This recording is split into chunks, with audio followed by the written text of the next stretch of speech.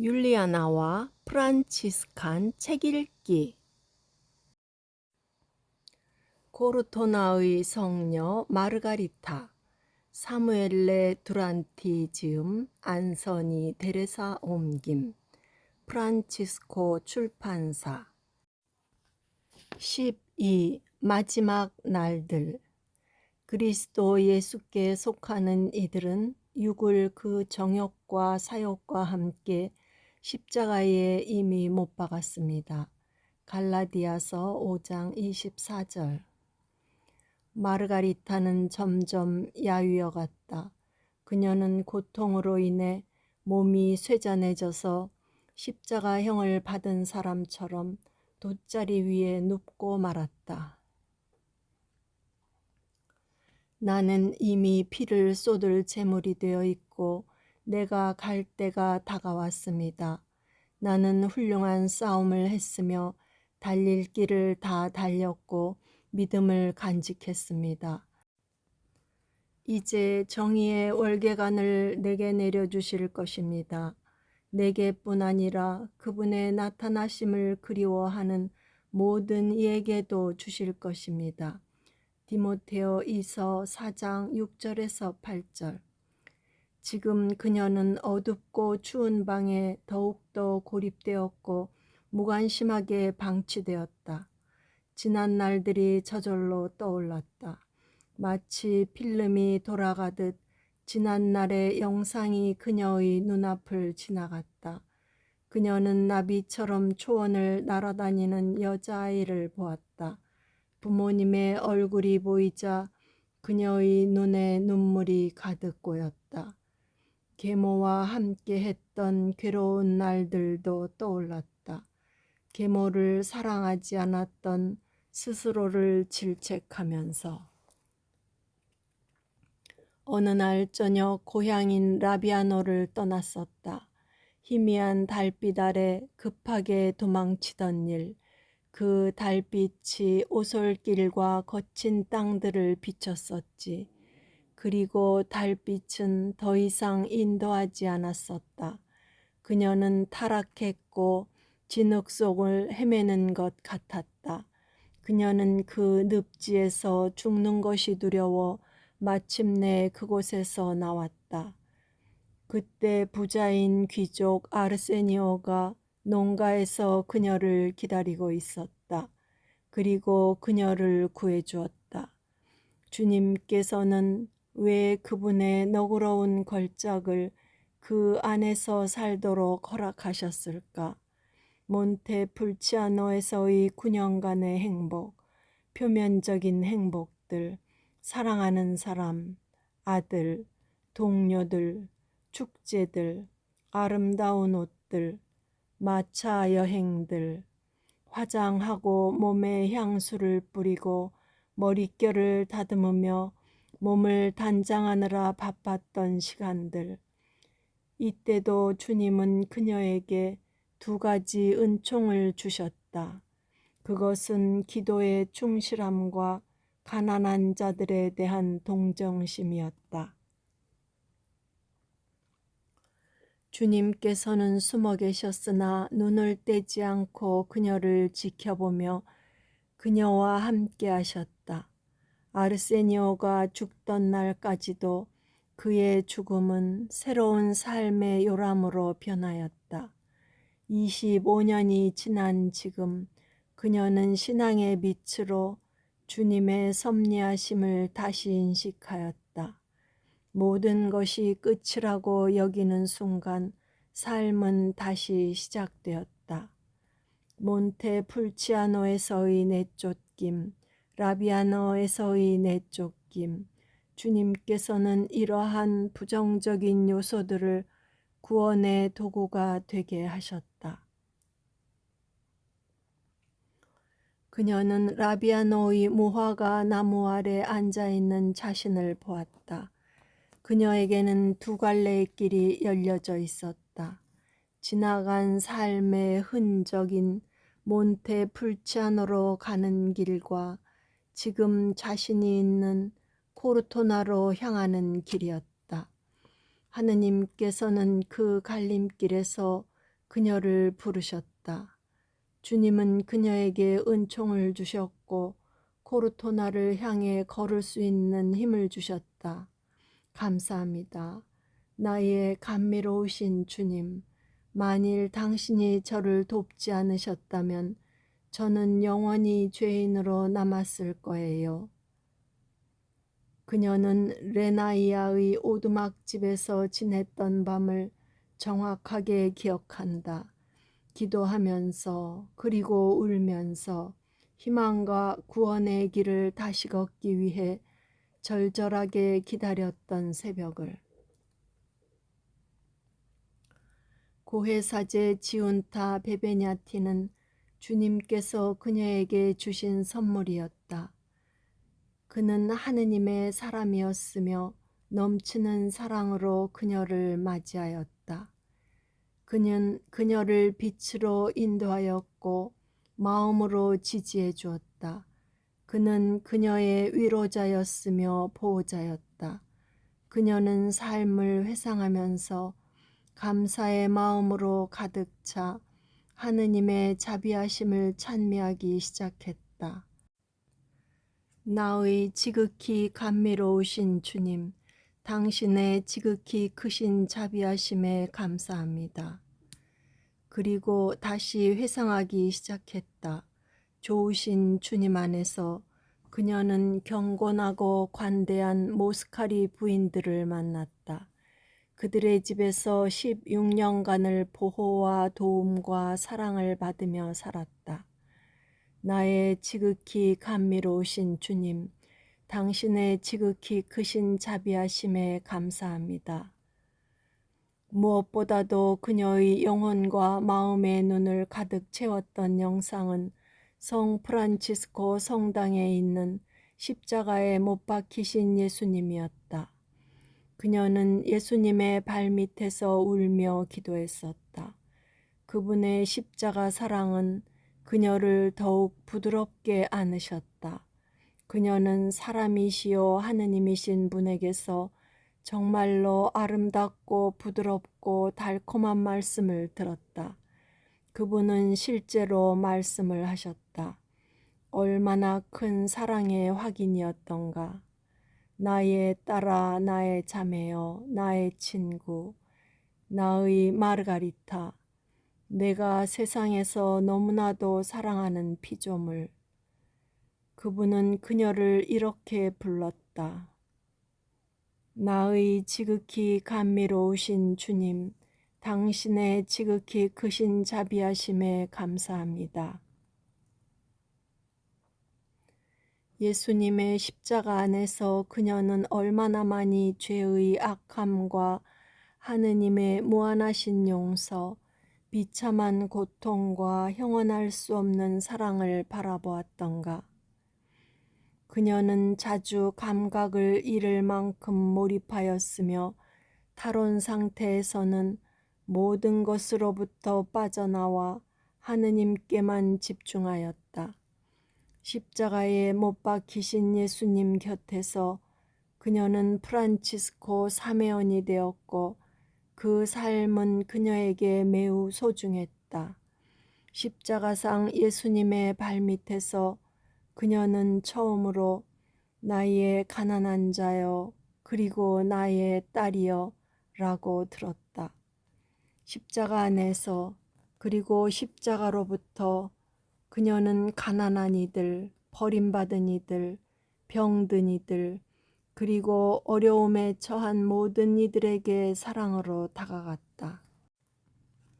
비쩍 마른 얼굴, 눈을 잃은 이들, 가난한 이들, 상처받고 괴로운 몸을 이끌고 다니는 이들 등이 마치 행렬처럼 늘어서서 그녀에게 오곤 하였다. 이 모든 사람들은 곧 예수님이었다.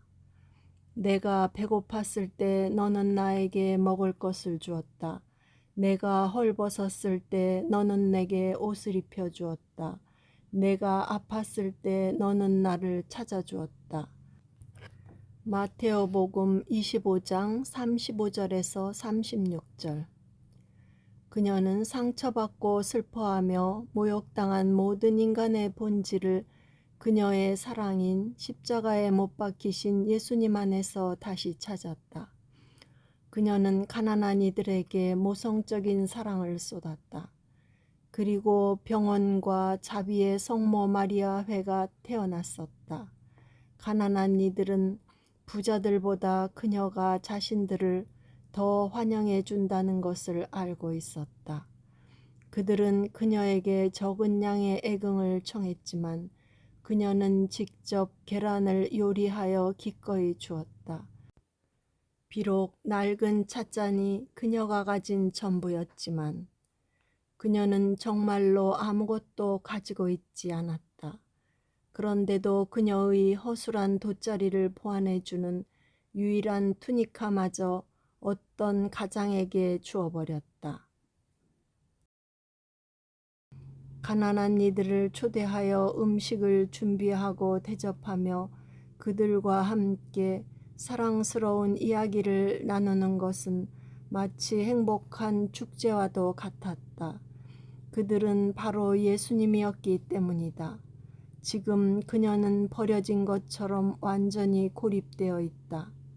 그녀를 비판하는 이들은 그녀가 왜 요새 근처로 올라가길 원했는지에 대해 말했었다. 많은 고행을 하기에 그녀는 너무 늙었다. 그녀는 광신자이다.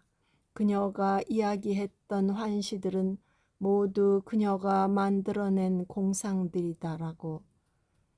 그녀 곁에 있었던 행실 나쁜 어떤 여자는 마르가리타를 위해 한 달에 한 번씩 포도주 애긍을 했다.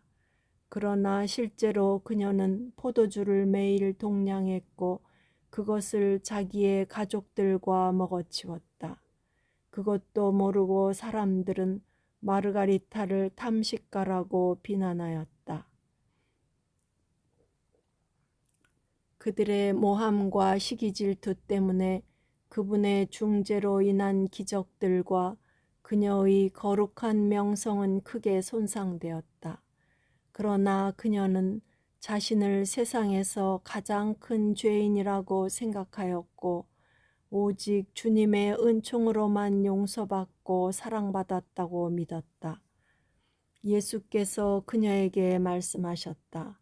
나는 아주 비천한 피조물인 너를 세상으로부터 빼내었다. 나는 보잘것없는 이들을 귀하게 여기고 죄인들을 혐오한다. 마르가리타는 단언하였다. 예수님, 비참한 피조물에게 굴복하지 마세요. 저는 어둠 속에 있었고 지금도 늘 어둠 속에 있어요. 딸아, 너는 세상 안에서 빛이 될 것이다. 그녀는 생애의 마지막 17일 동안 음식이라고는 오직 성체만을 섭취하였다. 마르가리타는 열악한 조건 속에서도 뜨겁게 사랑하는 법을 알고 있었다. 악마는 비굴하게도 여전히 그녀를 유혹하려고 했지만 주님은 그녀에게 당신의 현존을 드러내셨다. 그분은 그녀를 사랑의 달콤함으로 휘감으셨고 그녀는 확실한 신앙과 희망의 기다림으로 그분께 매달렸다. 사랑하면서 고통을 견디어내는 것은 얼마나 큰 기쁨인가. 어떤 이는 말한다. 사랑 없이 살 수 없고 고통 없이 사랑할 수 없다. 더 나은 삶을 살기 위해 사랑하는 것을 배워야 한다. 그리고 더 사랑하기 위해 고통을 배워야 한다. 마르가리타는 질병 때문에 무섭게 쇠약해져 갔다. 주님께서는 사랑 때문에 그녀에게 질병의 고통을 주셨고 그녀는 이를 기쁘게 받아들였다. 그녀는 예수께 온전히 결합하였다. 마치 사도 바오로의 말씀처럼 나는 살아있지만 이미 내가 아니라 그리스도께서 내 안에 살고 계십니다. 갈라디아서 2장 20절. 마르가리타에게는 지금 오직 그분의 사랑과 사랑하는 예수님께 결합하는 열망만이 있을 뿐이다. 그녀는 성스러운 관계를 열망하였다.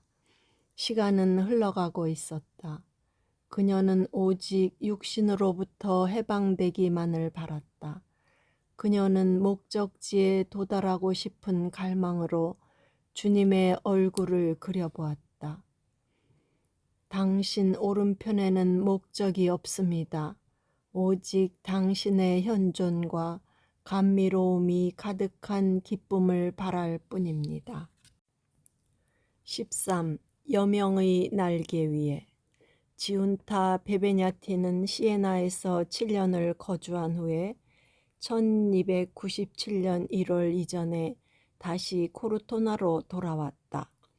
그는 죽어가고 있는 마르가리타를 돌볼 수 있는 허락을 얻었다. 아마도 수도원장으로 임명되었을 것이다. 코르토나의 에트루스카 학회의 양피지 문서는 그를 수도원장으로 부르고 있다. 지운타는 장상의 명에 따라 시에나의 수도원으로 옮겼었다. 지운타와 마르가리타는 비록 육신은 떨어져 있었으나 영혼은 서로 결합되어 있었다. 그들은 기도 안에서 매일 만났다. 지운타는 시에나에서도 마르가리타의 건강 상태를 알고 있었다. 삶을 마감할 무렵 그녀는 입안에 심한 염증이 생겼다. 염증에 의한 고열로 목과 위장과 내장은 물론 온몸이 통증으로 시달렸고 종기까지 퍼졌다. 또 영양불량으로 생긴 영양실조는 불치의 병을 만들었고 이 병은 몸에 궤양을 일으켰다. 결국 이 병들로 인해 그녀는 최후를 맞게 된다. 지운타는 매일 그녀를 방문하여 영성체를 해주었다. 2월 22일 아침에도 어김없이 그는 그녀에게로 가고 있었다. 그녀에게 가기 좋은 시간에 수도원을 나왔는데 밖은 눈이 내리고 있었다. 눈 내리는 소리는 잠들어 있는 코르토나의 침묵 속으로 스며들었다. 그는 주위에 퍼져 있는 은회색 눈빛에 둘러싸였다. 얼음처럼 차가운 바람은 얼굴을 때렸고 다리는 잘려 나가는 듯 했다. 지운타는 급하게 걸었다. 어쩌냐기에 쇠약해질 대로 쇠약해져 진이 빠져버린 마르가리타를 그대로 두고 왔기 때문이다. 그는 높게 쌓인 눈을 헤쳐가며 힘들게 올라갔다. 마르가리타가 아직 살아있다는 보장이 어디 있는가. 그는 기어 올라가면서도 마음속으로 기도했다. 주님, 제게 얼마나 큰 선물을 주셨습니까? 감사합니다, 나의 주님. 당신은 회개하여 한없이 너그러운 영혼, 당신을 사랑하는 영혼을 만나게 해주셨습니다. 그녀를 제게 맡겨주셔서 감사합니다. 그녀와 함께하는 동안 사실 불안했지만 그래도 늘 기뻤습니다. 처음에는 제가 그녀를 돕는 빛이었지만 나중에는 그녀가 저의 빛이 되었습니다. 그녀는 제 안에서 항상 당신을 더욱 사랑하는 의지의 도화선이었습니다. 감사합니다. 그녀를 통해 예수께서는 무엇보다도 기도의 열망과 거룩함의 열망을 아끼지 않고 제게 불어넣어 주셨습니다. 지운타는 마르가리타의 거룩함과 회개의 길을 다시 생각하면서 길을 오르고 있었다. 18년 동안 그녀는 항상 나에게 강한 보석과 고행과 금욕에 대해 고백하였다. 그녀는 십자가에 못 박히신 예수님 발밑에서 끝없이 기도하기를 얼마나 열망하였던가. 수많은 사랑의 탈원 상태. 그녀는 내게 그분과의 감미로운 대화들을 기록하게 하였다. 나는 나의 더듬거리고 부족한 단어들 때문에 그 많은 빛의 대화를 극히 일부분만 기록하고 말았다. 십자가상 예수님의 발밑에서 그녀는 마치 석고상처럼 보였었지. 당신에게 고정되어 지치지도 않았고 미동도 하지 않았어. 마치 당신을 보호라도 하듯이 그렇게 오랫동안 당신만을 응시하고는 했지.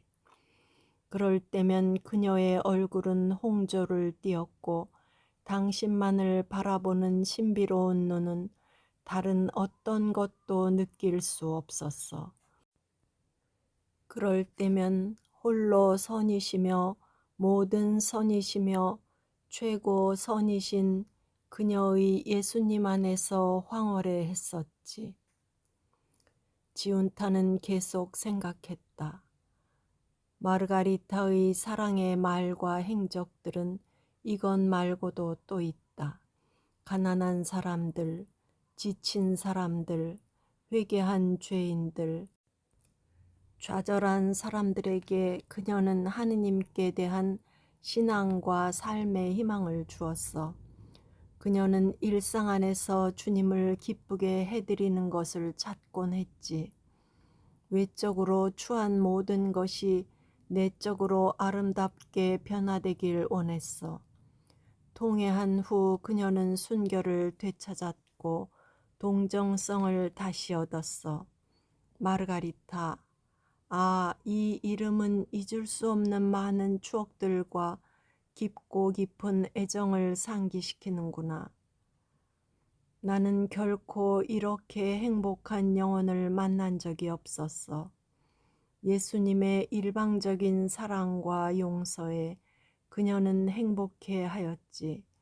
하느님을 소유하고 하느님의 존재로서 살아가는 그 황홀한 행복. 주님은 그녀를 통해 선하심을 완성하셨어. 나는 주님께서 그녀에게 위탁하신 말씀들을 기록했지. 너는 나의 묘목이길 원한다. 너는 어린 싹이지만 내 안에서 내 자녀들을 보호하는 새 가지들이 무성하리라. 이 가지들에서 세상에 말라버린 나무들이 생명을 되찾도록 자비의 물이 넘쳐 흐르기를 원한단다. 나는 너에게 내 자비의 흔적을 원했다. 모든 피조물은 너를 사랑할 것이고 그들은 내가 나의 특별한 사랑이라는 것을 인정할 것이다. 그녀의 집에 도착한 그는 문을 열자마자 곧바로 마르가리타를 쳐다보았다. 여전히 호흡곤란 상태였지만 그녀는 살아있었다. 이 집의 평화. 마르가리타, 예수님을 모셔왔어요. 마르가리타는 쇠약해진 몸으로 온 힘을 다하여 예수님을 맞이하였다. 그러나 이것은 그녀에게 역부족이었다. 병은 그녀의 뼈를 갉아먹었고 사정없이 육체를 파괴하였다.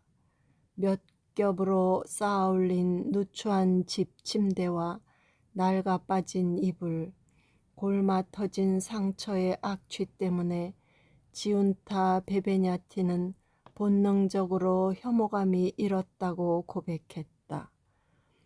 마르가리타는 다시 기력을 되찾으려 애썼다. 끝없이 창으로 찌르는 듯한 고통스러운 밤이 지났으나 기력을 되찾는 것은 역시 불가능했다. 지운타는 그녀에게 성체를 영해 주었다. 그녀는 마지막으로 성체를 모신 후 마음이 평온해지면서 황홀해했다. 하얗게 된 그녀는 마치 축성된 성체와 같았다. 땀과 눈물로 가득 찬 그녀의 눈동자 안에 그녀의 영혼이 보였다. 지훈타는 기도하였다. 주님, 그녀와 함께 해 주소서. 당신께서 그녀를 인도해 주소서. 그녀는 충분히 고통을 받았습니다. 마르가리타는 가느다란 소리로 말했다. 당신의 숨결로 저에게 입맞춤을. 여기 한 목소리, 나의 귀염둥이야. 당신의 숨결로 저에게 입맞춤을. 마치 하늘과 땅이 불끈 솟아오른 해의 광채 때문에 깜짝 놀라듯이 놀라운 한 여명이 솟아오르고 있었다.